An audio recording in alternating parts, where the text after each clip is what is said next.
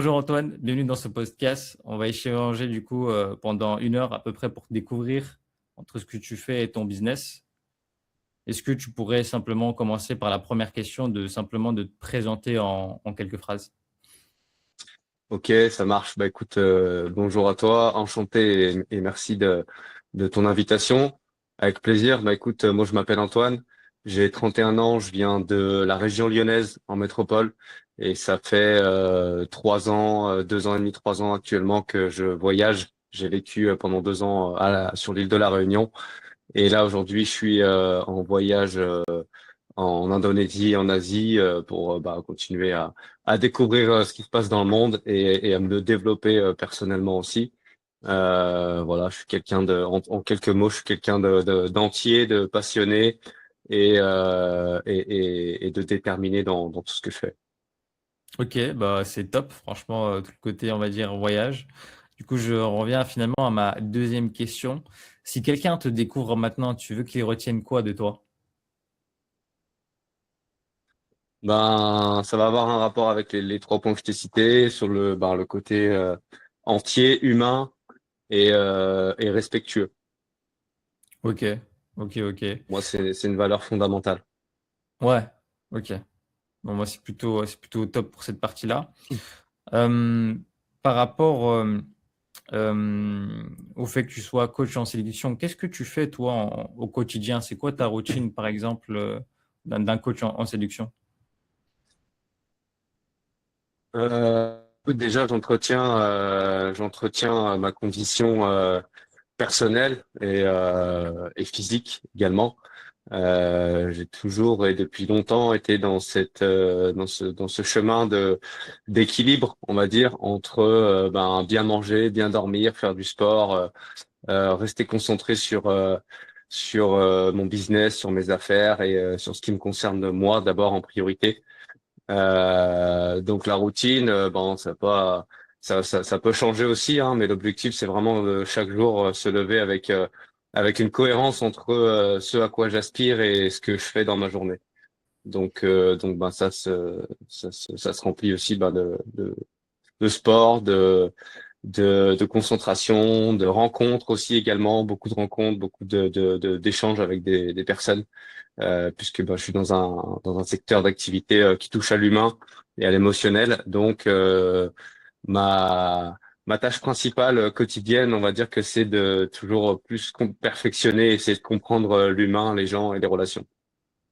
Ok, je vois, c'est plutôt assez chargé comme journée par rapport à ce que tu as. Et finalement, pourquoi se spécialiser dans la séduction? Bah écoute, c'est un domaine qui a toujours fait partie de ma vie, pour être honnête, depuis mon plus jeune âge. Et au cours de ma vie, j'ai eu plusieurs expériences amoureuses, des longues et des courtes. J'ai eu plusieurs longues relations qui m'ont permis vraiment de comprendre énormément de choses, d'abord sur moi et sur les mécanismes entre les hommes et les femmes. J'ai vraiment exploité, on va dire, ce domaine-là dans ma vie. Et j'ai toujours été passionné en fait par tout ce qui concerne la séduction, le charisme, l'attirance, etc. Et donc aujourd'hui, j'ai décidé vraiment de perfectionner quelque chose de sérieux, de concret à travers cette activité-là. Donc avant tout parce que ça me passionne. Ok, c'est vraiment quelque chose qui te passionne et que tu as toujours voulu faire, en fait, finalement. Ok. Exactement, Et avant d'être exactement. coach, finalement, tu faisais quoi avant? Moi, j'ai un parcours assez atypique. J'ai fait plusieurs activités dans ma vie, en passant par le secteur de la restauration, du bâtiment, et j'ai repris mes études plus tard, à 24 ans, pour faire une école de commerce. Et donc, j'ai travaillé beaucoup également dans le commerce, dans le conseil en stratégie, en développement commercial et marketing. Et aujourd'hui, avant de me lancer pleinement dans le coaching en séduction et en compétences relationnelles, je faisais aussi du conseil en investissement et gestion de patrimoine. Voilà, Ah oui, j'ai plusieurs casquettes en fait dans mon passé, quoi, qui m'ont permis d'enrichir aussi toutes ces expériences et voilà. j'allais poser la question, bah, qu'est-ce qui t'a apporté finalement, on va dire, ton expertise et ce que tu as fait avant par rapport à ton coaching, mais tu viens d'y répondre, donc c'est plutôt top. Euh, Est-ce que tu pourrais nous parler, par exemple, du déclic que tu as eu entre, on va dire, le début d'un échec que tu as vécu, on va dire, par rapport à ton parcours professionnel, et au contraire, le déclic que tu as eu en une partie où tu dis par rapport à la réussite? Ouais, tout à fait. Euh, Moi, je me suis lancé vraiment en tant qu'entrepreneur il y a à peu près 2 ans. Et j'ai essuyé pas mal d'échecs à travers ce parcours-là, en n'ayant pas beaucoup et pas assez de structure ni d'organisation en fait alignée avec ce que je voulais faire. Mais c'est pas grave parce que ça m'a servi vraiment d'expérience. Donc l'entrepreneuriat, c'est pas facile. C'est blindé de rebondissements, d'échecs même et de persévérance. Ça demande beaucoup de patience. Et en fait, aujourd'hui, ce qui m'a permis de faire ce choix-là, de me consacrer à 100% dans cette activité, c'est vraiment d'avoir souhaité choisir quelque chose qui m'anime et que je suis capable de faire pendant des heures sans avoir l'impression de travailler. Et c'est tout simplement cette quête de sens en fait qui m'a orienté cette activité-là et ce domaine précis en fait des relations parce que ben effectivement la finalité ça va être la rencontre et l'aisance, la confiance. Mais le fond dans tout ça, c'est vraiment le relationnel de manière générale au sens large.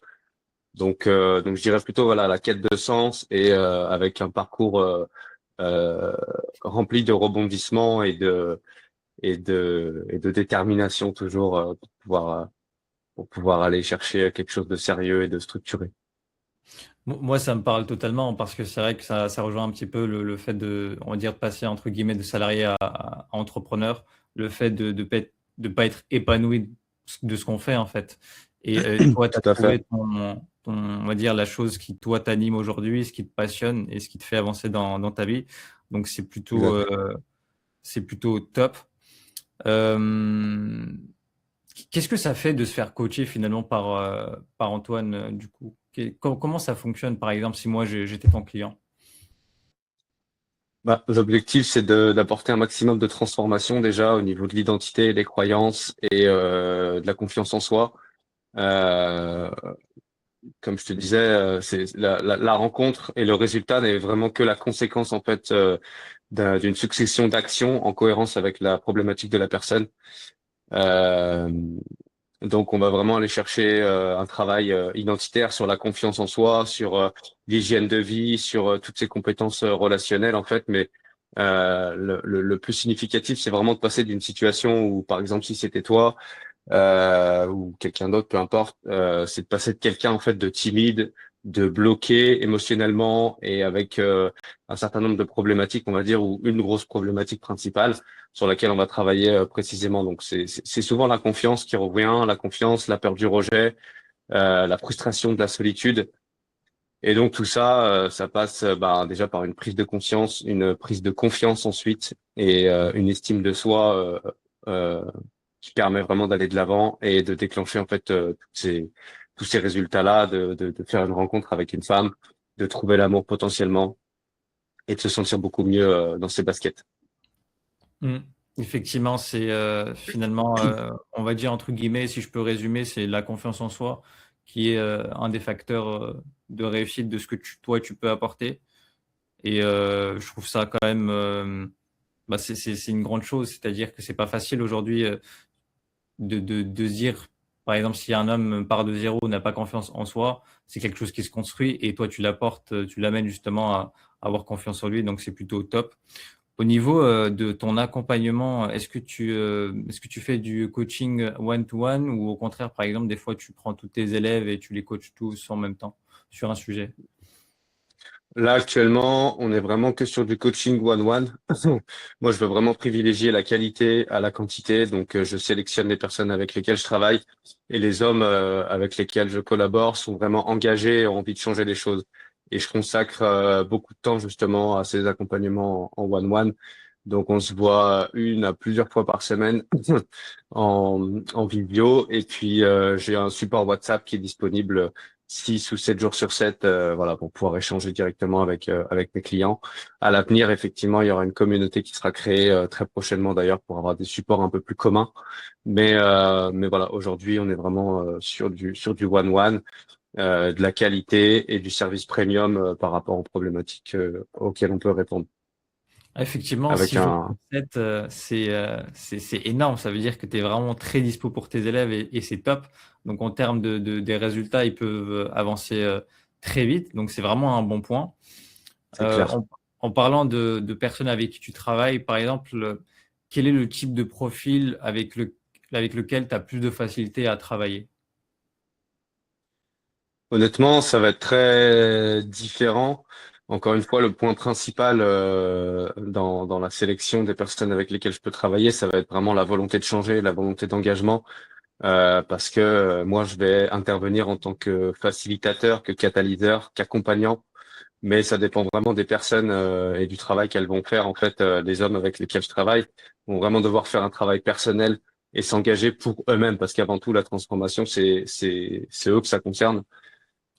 Et donc le profil peut être assez différent, mais voilà, c'est souvent des hommes qui sont, comme je te disais, frustrés de leur solitude, qui ont peur du rejet, qui ont vécu soit des ruptures difficiles, soit qui vivent un célibat prolongé et dans lequel ils ont envie de changer. Euh, voilà, ça dépend ou des cas simplement qui ont des relations quelconques, mais qui sont un peu perdus et qui au final manquent de sens en fait dans tout sur tous ces aspects-là et qui ont besoin de recentrer certaines choses et d'aller chercher des situations plus concrètes peut-être, ou plus durables en fait. Ok, moi je vois, c'est assez clair par rapport à cette partie-là. Et finalement, quel est le type de profil d'homme avec qui tu travailles absolument pas? Ben, je travaille pas avec les hommes trop avec trop d'ego, avec qui sont pas accompagnables ni coachables et qui ont une incapacité, on va dire, à se remettre en question. Moi-même, je me remets en question, même si j'ai une expertise dans un domaine, on est sans cesse en train d'apprendre et d'aller de l'avant. Et donc le point vraiment déterminant en fait dans un accompagnement et les personnes avec lesquelles je ne veux surtout pas travailler, c'est les personnes qui sont pas prêtes en fait tout simplement à se faire aider et à changer et à mettre des choses en place dans leur vie pour pouvoir répondre à leurs problèmes quoi. Donc voilà, principalement ça. Yes, bah ok, pour cette partie, je comprends finalement, c'est vraiment des personnes qui ont un peu d'ego et vraiment qui se mettent en avant. Enfin, c'est très clair par rapport à ce sujet-là. Une chose qui me vient en tête, c'est tout à l'heure, on avait parlé de développer son charisme, etc. Bah, finalement, comment toi, tu aiderais un homme, par exemple, pour développer son charisme? Bah, je dirais qu'il y a un point qui revient pour tout le monde, ça va être l'hygiène de vie déjà. Ça va être l'hygiène de vie sur comment tu prends soin de toi, comment tu te traites en fait au quotidien. Est-ce que tu as une estime de toi et un amour-propre assez présent et assez fort pour pouvoir te sentir bien, te sentir en confiance et développer naturellement un charisme en fait. Donc ça passe par le simple fait de faire son lit le matin, de se laver les dents, de se sentir beau et propre dans ses baskets. Je reviens souvent au début justement de mes accompagnements avec trois points pardon, principaux qui sont ni plus ni moins que le sommeil, l'alimentation et le sport, qui déjà apportent quelque chose un certain équilibre, on va dire mental et quotidien, qui favorise vraiment l'estime de soi. Et justement donc en conséquence le développement du charisme en fait. Plus on se sent bien, plus on va pouvoir dégager quelque chose de positif et aller chercher tout ce qu'on veut en fait dans la vie, tout simplement. Moi, effectivement, ça me semble logique, hein. Finalement, le charisme est lié directement à la confiance en soi. Mais pour avoir confiance en soi, il faut effectivement prendre soin de soi. Et c'est une chose dont on parle pas assez souvent, notamment, par exemple, les hommes qui souffrent, on va dire, de dépression ou ce genre de choses. C'est un sujet qui est un peu tabou, j'ai l'impression, en France, le fait on va dire, un peu la santé mentale. Moi, par exemple, entre guillemets, qui dans une génération, entre guillemets, jeune, hein, euh, Mhm. par exemple, le sujet des étudiants par rapport à la santé mentale, c'est quelque chose qu'on néglige et notamment aussi pour les hommes. Donc, cette partie-là, je trouve super important et tu la mets bien en avant Exact. pour lui. Ouais, exactement. Tout part de là en fait, hein. Tout part de l'humain et tout part vraiment d'un équilibre psychologique et mental. Alors, je ne me prétends pas être psychologue ou spécialiste de santé, mais à l'avenir, j'envisage effectivement de collaborer déjà avec plusieurs professionnels de santé qui vont pouvoir faire partie de l'accompagnement. Et voilà, mais effectivement, c'est un sujet qui à la fois est beaucoup mis en avant et à la fois un petit peu négligé, mis de côté, justement parce qu'on n'ose pas trop rentrer dedans. Alors qu'en fait, aujourd'hui, c'est d'autant plus essentiel, je pense à notre époque, d'effectuer ce travail sur soi-même pour affronter et avoir une vie plus équilibrée, on va dire, et plus consciente. Ouais, totalement d'accord avec toi par rapport à ce sujet-là. Mm. Si on prend par exemple de certains blocages que certains hommes peuvent avoir, quelle est la vraie racine des échecs de sélection? Est-ce que c'est le technique, c'est le mindset? Est-ce que c'est des traumas ou un manque peut-être on va dire, de skill par rapport à la sélection? Je dirais que c'est un mélange de tout. Mais encore une fois, le mindset et l'état d'esprit fait, enfin tout part de là et tout part de cette base-là, comme dans beaucoup de domaines d'ailleurs.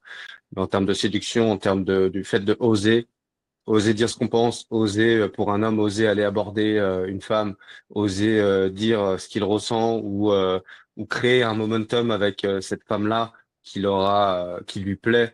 Ça dépend vraiment du mindset, de la confiance en soi, encore une fois. Et effectivement, il y a un certain nombre de choses à comprendre, à apprendre et à appréhender en termes de technique et en termes de psychologie en fait entre les hommes et les femmes. Des choses qui Ok. sont complètement naturelles, mais sur lesquelles enfin, que si on se renseigne pas ou si on n'expérimente pas, on peut pas forcément le savoir. Et c'est ce qui crée d'ailleurs beaucoup d'échecs dans les relations aujourd'hui. T'as utilisé enfin, t'as parlé de technique, donc ça veut dire qu'il y a un minimum de connaissances à Bien avoir. sûr. Donc, ok, c'est plutôt intéressant cette partie-là. Quand tu dis technique, enfin, qu'est-ce que tu sous-entends par là? Est-ce que tu as un exemple à nous donner?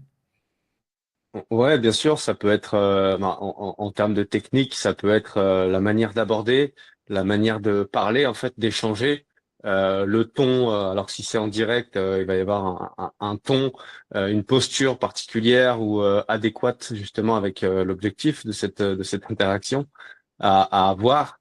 Et là, on parle vraiment d'abord de compréhension, effectivement, de technique, parce que ça demande à mettre en place une certaine posture ou une certaine façon de parler, de communiquer pour pouvoir convaincre ou pour pouvoir justement faire passer un message très précis. Donc voilà. Ok, ok, je comprends un peu plus, on va dire, la partie technique. Il y a une chose qui me vient en tête. Tout à l'heure, tu as parlé d'hygiène de vie et d'apparence, ainsi que de posture. Exact, Quelle est, parmi, exact. on va dire, les trois, la partie la plus importante à mettre en avant pour le coup? Euh, Par rapport à, pardon, est-ce que tu peux répéter les trois? Par rapport à l'hygiène, on va dire, ou le Ah, style ou la posture, quelle est la plus ah, surestimée ah, des ok, trois? ok. Je dirais que l'hygiène de vie, alors, elle n'est pas forcément, on va dire, nécessaire d'être au même niveau chez tout le monde. Enfin, l'objectif, c'est pas non plus de robotiser, on va dire, une méthode d'hygiène de vie, mais c'est que la personne vraiment se sente bien dans son environnement. Donc, il y a des gens plus bordéliques que d'autres, plus maniaques que d'autres, etc. C'est totalement normal. Mais effectivement, l'environnement, en fait, l'hygiène de vie, ça passe à la fois par soi-même et à la fois par l'environnement qui va vraiment influer en fait énormément sur le mindset et sur la façon de se comporter au quotidien. Donc je dirais que c'est ce qui est beaucoup sous-estimé, c'est ce que je rencontre énormément en fait avec les hommes que j'accompagne, c'est que c'est qu'ils vont négliger cette partie-là euh, et que du coup ben ça va engendrer des conséquences négatives on va dire parce que c'est vraiment la base d'un travail sur soi-même et du développement de ses compétences relationnelles. Même Ouais. pour pouvoir peut-être plus tard inviter justement une femme à son domicile, pour pouvoir ouvrir sa porte justement à des rencontres. Euh, ça se ça se travaille, on va dire aussi. C'est un des éléments qu'on Du peut coup, il y a une travailler. partie aussi ménage finalement à la maison qu'il faut gérer. Parce que sinon, mesdames, bon, ils vont Ouais. peut-être faire une crise de panique quand ils verront le bordel qu'il y a, c'est certain. Voilà. Ok. Après, le travail que je fais, effectivement, il est pas. Je demande pas à mes clients de faire le ménage chez eux, mais je leur fais comprendre que c'est important, quoi. Oui, Et oui, bien sûr. mais voilà, ça fait partie du jeu aussi. Et personnellement, c'est des règles que je m'applique à moi-même et qui font partie de ma vie également. Donc tout ce que je peux transmettre en termes de valeur, en tout cas, je le transmets. C'est important. Yes, c'est top. Un truc qui me vient en tête là comme ça par rapport à certaines situations, comment tu aides le fait qu'un homme réfléchisse beaucoup trop avant d'agir? C'est quelque chose qui, moi de mon côté, est revenu euh, par rapport à ce que j'ai fait mes petites recherches. C'est le fait vraiment, certaines personnes réfléchissent beaucoup avant d'aborder les femmes dans la rue ou même ils réfléchissent tout simplement par rapport à ça. Comment toi tu gères la chose? Ouais, complètement, complètement. Et c'est une situation qui revient, on va dire, dans 90% des cas. Quand le travail de prise de conscience et de confiance n'est pas encore bien établi. Et moi, le principal conseil que je donnerais pour ça, c'est de faire le fameux compteur des 3 secondes et puis d'aller directement de passer à l'action. En fait, il y a que comme ça qu'on avance, en se trompant, en passant à l'action, en ne repoussant pas, en arrêtant de réfléchir. En fait, c'est une des clés principales dans beaucoup de domaines aussi, et en l'occurrence dans l'entrepreneuriat. Donc, j'ai souvent rencontré cette situation aussi avec les femmes également.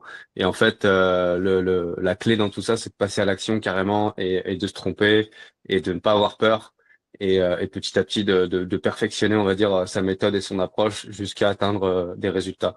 Alors les relations, ça reste beaucoup plus large et un peu plus irrationnel, on va dire, que du business, certes, mais la démarche peut partir de la même méthode, on va dire. Voilà. Puis ben c'est qu'un échec relationnel. On passe par des râteaux, on se fait refouler parfois, même dans la séduction, même quelqu'un de charismatique peut se faire rejeter. C'est pas grave.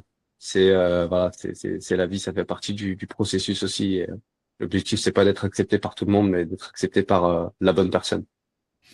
Bien sûr, bien sûr.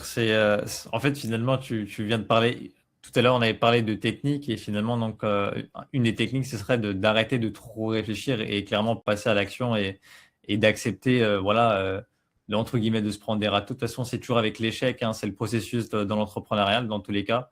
Et ouais, c'est le fait d'échouer. Et en échouant, en fait, c'est comme ça qu'on apprend. Donc, je suis totalement d'accord avec cette partie-là.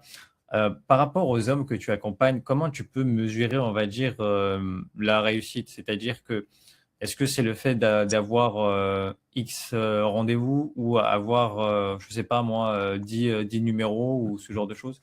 Comment toi tu fonctionnes pour cette partie-là? Bah, il y a des résultats qui sont mesurables par effectivement des chiffres, comme bah, le nombre de rencontres par semaine, le nombre de numéros, le nombre d'interactions, on va dire, dans la semaine, dans la journée. Et puis, il va y avoir des résultats plus qualitatifs, on va dire, en termes de prise de confiance en soi, de ressenti d'émotion, en fait. Et quand la principale récompense, en fait, que je reçois des hommes que j'accompagne, c'est vraiment quand ils me disent que il y a eu un vrai changement au niveau de leur état d'esprit et qu'aujourd'hui, ils ont plus peur d'aller aborder une femme et qu'ils ont plus et qu'ils se sentent beaucoup mieux personnellement et qu'ils sont beaucoup plus à l'aise justement pour pouvoir se développer là en termes de relations amoureuses et de faire des rencontres. Donc ça, c'est vraiment la plus belle récompense en tout cas que je peux recevoir dans mes accompagnements. Ouais, ouais, c'est le fait d'avoir une personne, on va dire, qui part de zéro, qui n'a pas confiance en elle, à une personne au contraire qui a confiance en elle et voilà, qui a cette Complètement. facilité d'aller, on va dire, entre guillemets, vers les femmes. Donc ouais, c'est Exact. top. Et finalement, à l'inverse, je ne sais pas si je t'ai reposé la question, mais comment gérer finalement, comme on avait dit tout à l'heure, un rejet, un râteau ou ce genre de choses? Je veux dire, dans le côté émotionnel pour un homme.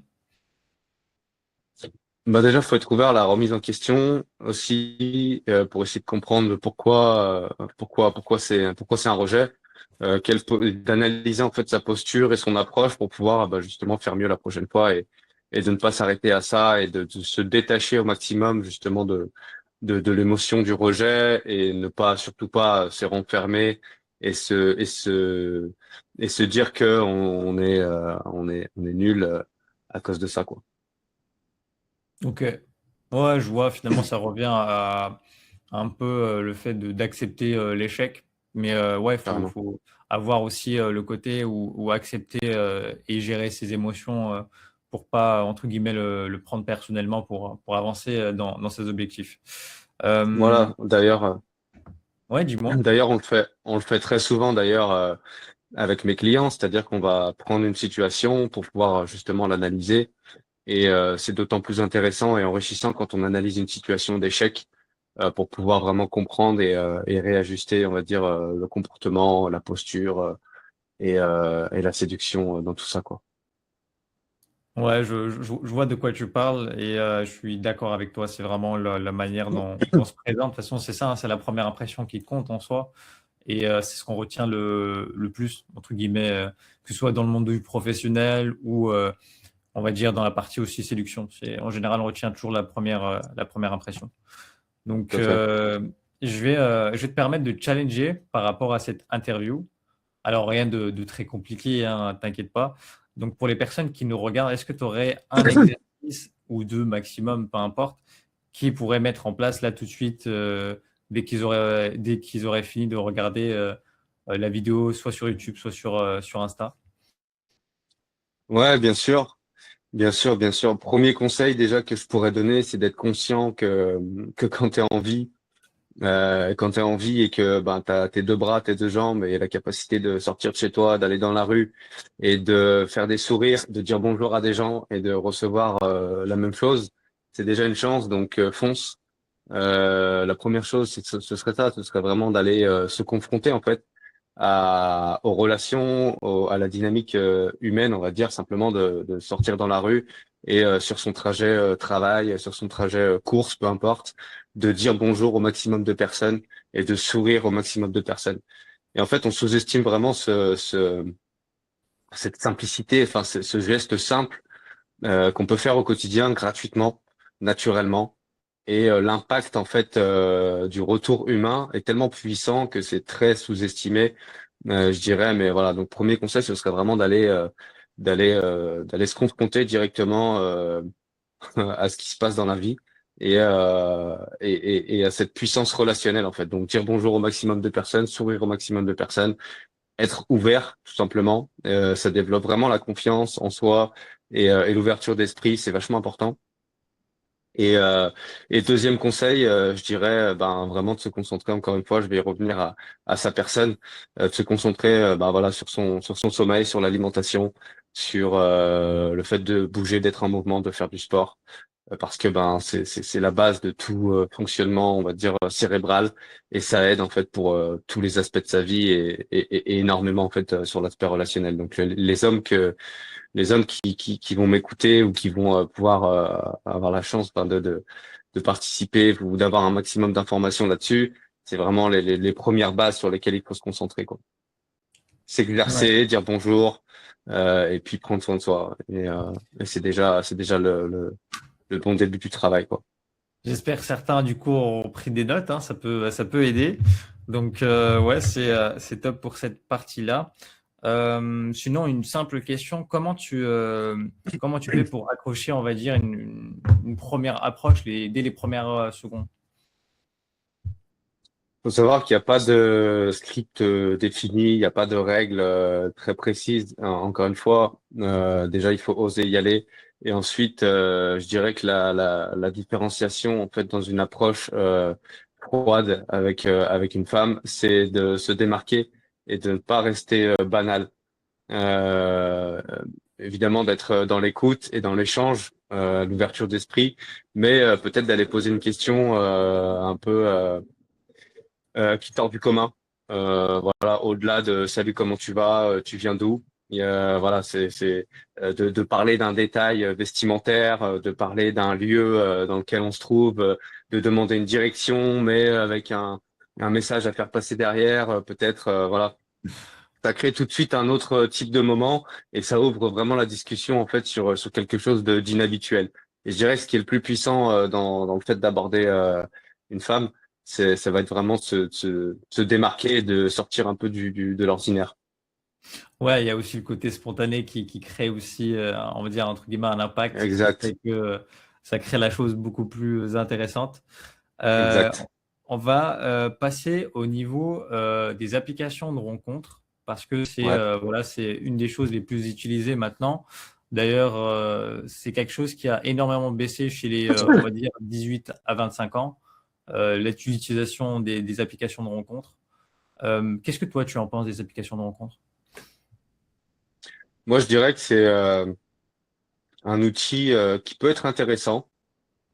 Je suis pas complètement anti-application de rencontre, mais c'est pas vraiment les méthodes avec lesquelles moi personnellement j'aime exploiter les relations, ni que je vais mettre en avant auprès des hommes avec lesquels je travaille, ni dans mon accompagnement. Je peux aider, je peux accompagner sur l'élaboration d'un profil séduisant, que ce soit sur les réseaux sociaux ou sur des applications de rencontre, parce qu'effectivement ça fait partie de l'image aujourd'hui. Et c'est important de refléter une bonne image sur ces réseaux sociaux. Enfin, en tout cas, une image qui nous correspond et qu'on veut dégager, surtout, qui soit naturelle. Et concernant les applications de rencontres, moi, je dirais que ça peut être un bon outil. Effectivement, je connais des gens qui sont mariés aujourd'hui et qui se sont rencontrés sur des applications de rencontres, des gens proches. Donc pourquoi pas. Mais après, personnellement, c'est pas ce que je mets le plus en avant et je reste vraiment adepte, on va dire, de la vraie vie et des vraies rencontres dans le monde physique, justement, à l'ère du digital. Et ce que j'aimerais prendre, c'est un peu cette contre-tendance de, OK, on a un outil, on a des applications qui sont adaptées, qui peuvent être cool, mais n'oublie pas de sortir de chez toi et d'aller faire des rencontres physiquement dans des vrais lieux, quoi. On reste des humains. Ouais, bien sûr. Moi, je suis totalement d'accord avec toi parce qu'en fait, hormis le fait de vouloir rencontrer quelqu'un ou autre, le fait d'être connecté trop à ces applications de rencontre ou même le fait de se connecter, on va dire, sur les réseaux, ça a trop déconnecté les personnes. Et bah en fait, c'est là où on est un peu déconnecté de la réalité. C'est un peu comme, je ne sais pas si toi, tu as vu sur TikTok des femmes qui demandent, par exemple, que la personne gagne 10 000 euros, alors que c'est le top 0,1% en France qui gagne ce genre de choses, ou vraiment qui a des grands standards, alors que bah, la quasi-totalité des personnes sont actuellement, on va dire, entre le SMIC et peut-être 3 000 euros pour certains. Donc, Ouais. ouais, je pense qu'il y a cette partie-là. Mais on va revenir pour le côté application de rencontre. Comment toi, par exemple, entre guillemets, tu donnerais des conseils à une personne qui s'est fait ghoster ou qui ne reçoit plus de messages en retour après un premier date, par exemple? Ben, je dirais qu'encore une fois, faudrait analyser justement la discussion et le pourquoi et comprendre le pourquoi du comment il y a ce frein, il y a ce ghostage. Parfois, ça peut être sans raison à part entière hein, et que simplement la personne décide d'arrêter de parler ou a eu des soucis personnels ou a autre chose à gérer de son côté, on sait pas. Mais voilà, je dirais tout dépend de l'ampleur de la relation et ce qui s'est dit auparavant. Mais soit laisser tomber, passer à autre chose, soit essayer de comprendre déjà et puis recréer peut-être une accroche pour pouvoir justement rétablir la communication. C'est très personnalisable en fonction de la situation en fait, hein. Ok, je vois. Comment, par exemple, toi qui préfères finalement le côté, on va dire, en physique, comment tu gères, par exemple, le fait qu'une personne a un blanc ou un stress pendant une interaction, pour le coup? Souvent, l'humour, ça marche bien. Encore faut-il développer un peu sa répartie justement et son sens de l'humour. Mais c'est quelque chose qui marche très bien pour pouvoir casser un blanc. Euh, et puis, ben, je dirais encore une fois la créativité et l'aisance surtout parce que l'aisance dans un moment de silence, ça fait aussi une différence en termes de posture émotionnelle. Et donc, quand un homme est profondément aligné, droit dans ses bottes et sait où il va, il n'a pas peur justement d'un blanc et d'un moment de silence. Et ça va être la réaction en fait à ce silence qui va aussi faire la différence. Si ça bégaye et si il y a un malaise, là, ça devient plus compliqué entre guillemets à rattraper. Mais mais l'idée, c'est vraiment de rester dans une posture, encore une fois, charismatique et et attractive, on va dire. Yes, et tout ça, finalement, ce travail en amont, et plus on anticipe les choses, plus on peut les gérer et plus on a confiance en soi. Donc, ok, j'arrive à comprendre pas mal de choses, hein, moi qui n'ai pas du tout dans ça. Donc, c'est plutôt top. Tu as parlé d'humour. Comment finalement gérer, on va dire, son humour sans trop être lourd non plus, sans passer pour une personne qui est vraiment trop lourde par rapport au fait de faire tout le temps des vannes, par exemple. Pareil, c'est quelque chose qui se travaille effectivement. J'ai eu beaucoup de cas où l'humour était surutilisé et mal utilisé même parce que c'est un élément très important, c'est un signe d'intelligence, c'est un débloqueur de situations malaisantes, on va dire l'humour, et il faut l'utiliser et il faut rire, on doit rire, on doit s'éclater. Et le fait de faire rire une femme, ça a aussi son impact, son importance dans les relations, même de manière générale.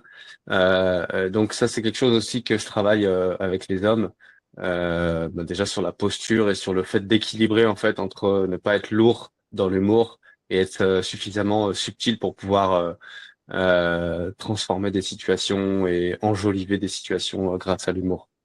Donc encore une fois, c'est une question d'équilibre et de compréhension par rapport à tout ça. Ok, Voilà, ça se développe. ouais, ouais, je vois la chose. Comment, par exemple, toi, de ton côté, tu aides les hommes à repérer les signaux d'intérêt? Parce que les femmes sont très subtiles quand il s'agit de montrer leur intérêt. Comment tu les aides justement à comprendre leurs signaux? Eh ben, on va analyser les situations, encore une fois, on va pouvoir en parler, on va pouvoir anticiper certains mécanismes, en fait. Et par rapport à mon expérience et aux compétences que j'ai pu développer, à l'expertise que j'ai aujourd'hui par rapport aux mécanismes entre les hommes et les femmes, je dirais qu'il y a un certain nombre de signaux qui sont prévisibles, qu'on voit pas forcément sur le terrain, effectivement, mais quand on les connaît, ça permet d'avoir une meilleure analyse, en fait, et une meilleure compréhension dans la situation en direct. Ouais, ouais, je vois.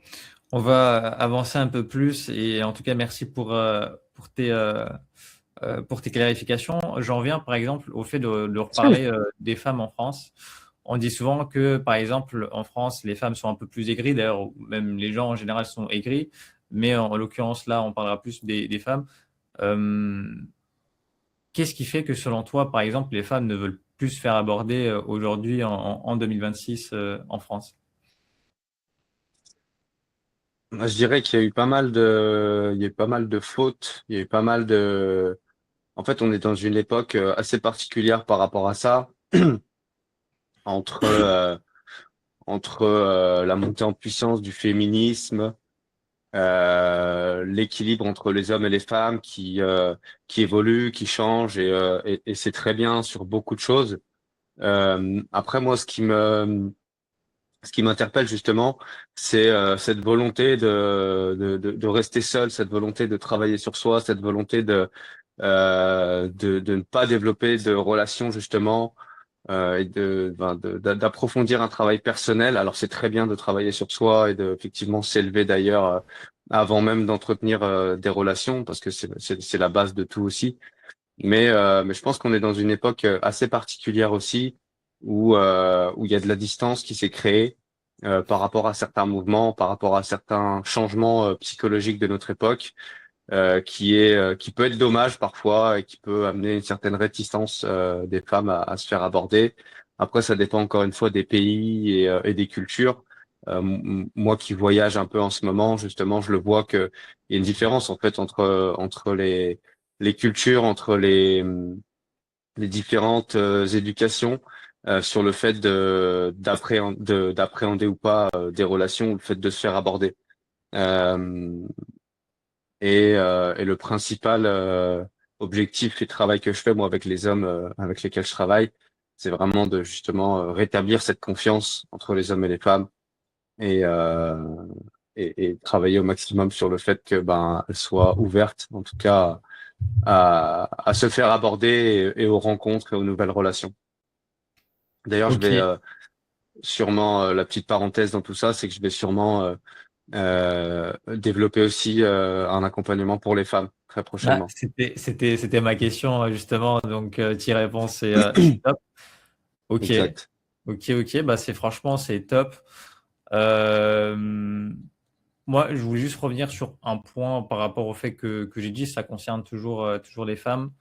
Euh, Toi, qu'est-ce que tu penses des femmes qui ont des gros standards alors que eux-mêmes vivent, on va dire, de manière standard aussi? Qu'est-ce que tu penses de ça et pourquoi en fait ils pensent ce genre de choses? Je dirais que on a ce qu'on mérite dans la vie, bien souvent, et que peut-être il y a un gros effet réseaux sociaux, il y a un gros effet média, on va dire, qui pousse les gens à avoir des standards, à avoir des critères hauts et rêveurs parfois par rapport à leur réalité. Et donc encore une fois, se regarder soi-même et regarder la vie qu'on a et la vie qu'on mène pour pouvoir justement attirer la personne la plus adéquate et la plus cohérente en fait avec notre vie. Euh, Ça sert à rien d'avoir des critères trop élevés si nous-mêmes on n'est pas capable d'être cette personne-là en fait. Donc on dit souvent deviens la bonne personne pour attirer la bonne personne et je pense que c'est une phrase qui est réelle.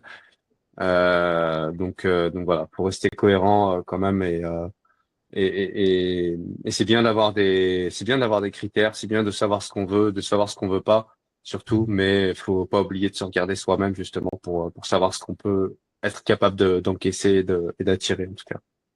Moi, effectivement, franchement, tu as très bien répondu à la question. C'est une des choses qui revient, hein. C'est, en général, c'est ce qui revient le plus, c'est un homme qui a beaucoup d'argent. Le deuxième critère qui, entre guillemets, revient le plus, c'est un homme qui doit faire 2 mètres 30. Ah, excuse-moi, j'arrive tout de suite. Je J'en prie. reviens.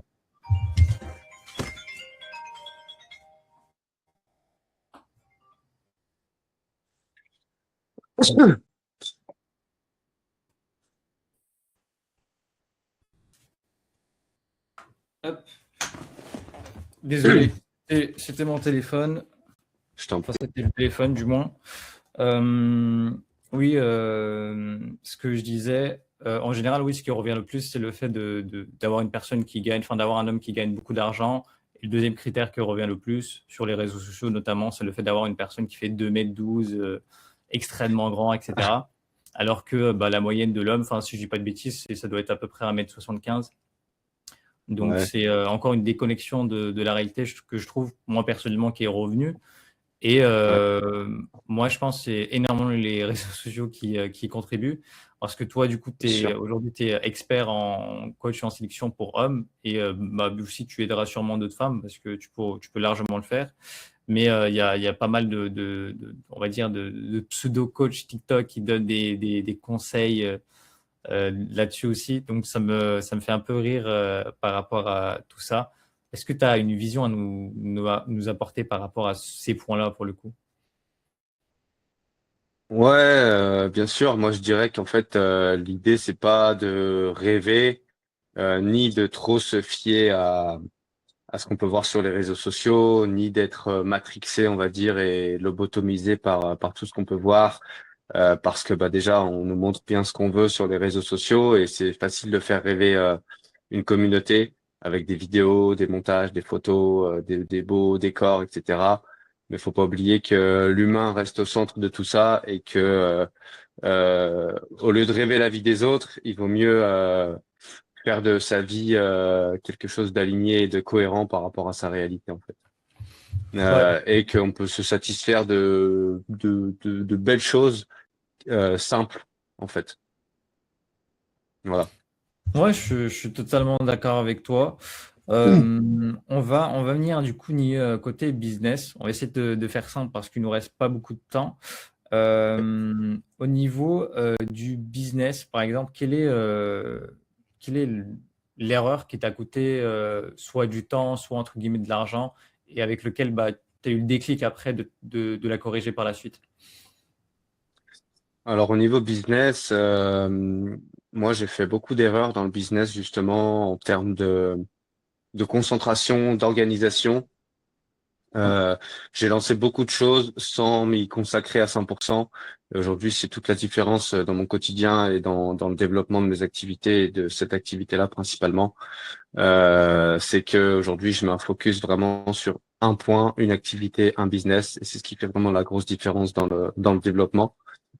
Euh, voilà, rester concentré, rester bien organisé, s'entourer aussi des bonnes personnes parfois, c'est nécessaire et ça aide pour pouvoir se développer efficacement, réduire peut-être l'entourage et les avis des autres. J'ai beaucoup traversé ça aussi, de demander confirmation, de demander validation en fait auprès d'un monde extérieur qui était totalement incohérent parce qu'en fait il y a que soi-même qui compte et voilà.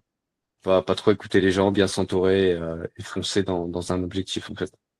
Ouais, je suis totalement d'accord avec toi. C'est un peu comme les proches qui te disent, ouais, choisis la sécurité, ne te lance pas dans ça parce que tu peux, entre guillemets, te casser la gueule, etc. Alors Ouais, qu'ils ne connaissent pas les réseaux sociaux, ils connaissent pas, on va dire, l'impact et la puissance que ça peut être, le fait d'en vivre ou tout simplement d'aider d'autres personnes, hein, parce que c'est l'objectif aussi. Et complètement. ouais, c'est le fait de demander à des personnes qui n'ont aucune connaissance, aucune compétence par rapport à ces points-là. Et moi c'est pareil, je suis passé par là aussi, le fait d'avoir des points de vue, sauf que c'est des personnes qui sont pas dans le milieu. Et c'est pour ça qu'aujourd'hui, bah, je réseaute pour être avec des entrepreneurs qui sont dans le même mindset. Donc, on est sur la même longueur d'onde et je suis totalement d'accord avec toi. En termes d'accompagnement par rapport à ta durée, ça dure à peu près combien de temps du coup?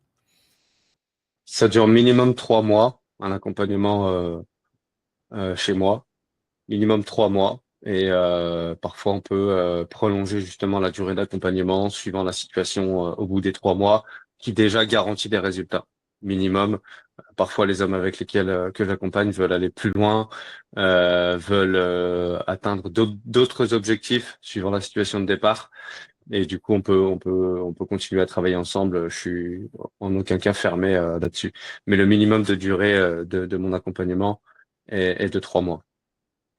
Ok, ok, c'est top. C'est une partie que toi tu mets en œuvre entre guillemets et les hommes ils sont censés bah aussi il faut qu'ils se bougent les fesses, hein. Moi il y a une chose qui revient par rapport à ce que je fais, c'est-à-dire que moi je suis le GPS, je peux t'indiquer les meilleures indications par rapport au fait de t'aider, mais je ferai pas le travail à ta place. Donc faut aussi que les personnes se bougent et qui vont chercher ces résultats-là parce on va pas atteindre leur objectif. Enfin, comme un coach sportif, bah, il va pas perdre 10 kilos à la place de son client, etc. Donc ça aussi, c'est quelque chose qu'il faut le souligner en 2026. C'est quelque chose qui est entre guillemets reproché au coach, mais le Exact. travail qu'on fait est énorme parce qu'il y a la facette de la multi-casquette qui est de quasiment tout maîtriser et ensuite déléguer aux bonnes équipes. Donc je suis d'accord pour Exact. cette partie-là. On va finir sur deux, trois petits points rapidement. Est-ce que, enfin, quel film tu conseillerais, un film en séduction pour justement qui, qui, qui toi t'a inspiré ou que tu recommanderais tout simplement à tes élèves ou les personnes qui nous regardent? Moi, je dirais le film principal qui, moi, m'a beaucoup inspiré depuis des années, ça va être le film Hitch, Expert en séduction avec Will Smith. Yes. Voilà, il y a d'autres films très connus aussi également. Et en l'occurrence, avec Will Smith, il y a un film qui s'appelle Diversion également, qui est pas basé uniquement sur la séduction, mais sur une méthode de persuasion et de travail psychologique qui est vachement intéressant. Euh, Après, au-delà de ça, bah, il y a tous les grands films d'amour, voilà, Love Story, qui peuvent inspirer aussi. Et si on parle là-dessus, il y a une liste complète de énormément de films sur le sujet des relations et de l'amour également. Mais en termes de séduction, il y a pas mal de références qui m'inspirent, mais la principale, ça reste Hitch. Ouais, ouais, non, je suis d'accord avec toi. Ce film m'a marqué. J'ai dû le voir deux ou trois fois. Je mets bien l'histoire, etc. Mais ouais, c'est plutôt pas mal. Euh, Du coup, pour finir, qu'est-ce que tu dirais finalement à l'Antoine qui, lui, voulait lancer dans un business en ligne? Qu'est-ce que tu lui dirais justement pour pouvoir le motiver? Je lui dirais que c'est possible et qu'encore une fois la différence entre quelqu'un qui réussit et quelqu'un qui réussit pas, c'est le nombre de fois où tu vas te relever, où tu vas essayer, où tu vas perfectionner et tu vas pas lâcher. Et et voilà, aujourd'hui, j'ai réussi à développer un mode de travail qui me correspond, qui me plaît, qui me permet de développer ma créativité, développer mes idées et mon état d'esprit et justement de perfectionner davantage tout ce que je fais à travers ce travail. Et donc je dirais simplement de ne pas lâcher, de croire au fait que ce soit possible et d'aller chercher et de se concentrer vraiment, d'aller chercher vraiment des résultats palpables. Yes, bah merci en tout cas pour ce conseil. C'est un conseil que je vous recommande d'appliquer, hein, parce que ce conseil, c'est aussi pour les jeunes entrepreneurs qui veulent se lancer.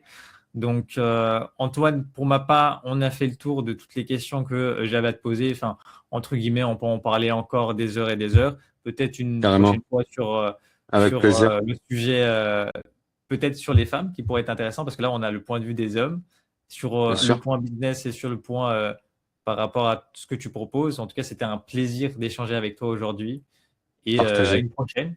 Voilà. Avec plaisir, Adam. Yes. Ça Je te souhaite marche. une bonne journée du coup en Thaïlande et on se dit à une prochaine. Avec plaisir, merci. Passez une bonne journée également. Yes, à toi aussi.